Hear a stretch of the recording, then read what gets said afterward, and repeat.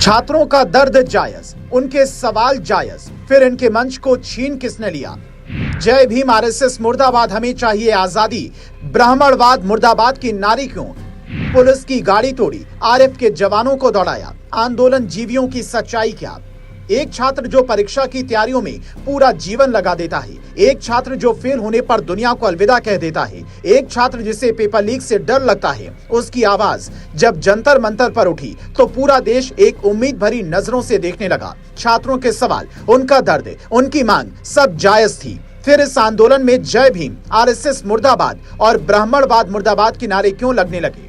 हमें चाहिए आजादी की मांगे क्यों उठने लगी? यही सवाल लेकर जब दक्षिणपंथी विचारधारा वाले पत्रकार वहां पर पहुंचते हैं तो उनके साथ क्या होता है, इन तस्वीरों में देख लीजिए। महिला पत्रकारों के साथ बदसलूकी, पुरुष पत्रकारों का शर्ट फाड़ा जाना, उन्हें गोदी मीडिया कहकर भगाना इस आंदोलन की नई पहचान बन गया। जो लोग छात्रों के साथ खड़े थे उन्हें भी ये शक होने लगा कि क्या ये आंदोलन एमबीबीएस और नीट छात्रों की मांग को लेकर नहीं है। ये शक यकीन में तब और बदल जाता है जब पुलिस की गाड़ियां तोड़ते उपद्रवी दिखने लगते हैं, आरएफ के जवानों को पैर मारकर जमीन पर गिरा दिया जाता है, जो वहां सुरक्षा में तैनात था उस जवान को बंदूक दिखाने पर मजबूर किया जाता है। ये सब होता है पीएम आवास से उस चंद किलोमीटर की दूरी पर जिसे देश की राजधानी कहते हैं। तो फिर छात्रों को क्या कोई नया आंदोलन करना होगा, नया रास्ता ढूंढना होगा, अपनी मांगे मनवाने के लिए अलग विकल्प पर सोचना होगा कि आंदोलन जीवियों ने इनके आंदोलन को खत्म करने की सुपारी ले ली है या फिर विदेशी ताकतों के दम पर प्रधानमंत्री की सुरक्षा में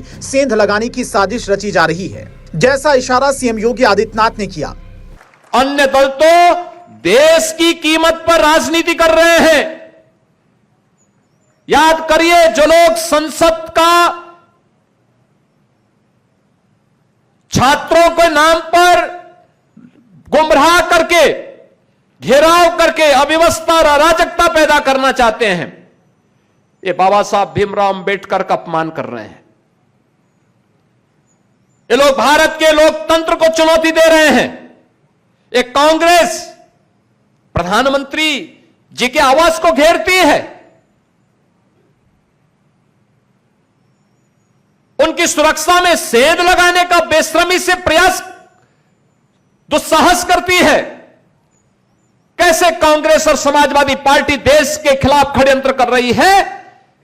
आपने कल और परसों के इनके पूरे के पूरे षड्यंत्रों को देखा है। लगातार अव्यवस्था पैदा करना, अराजकता पैदा करना।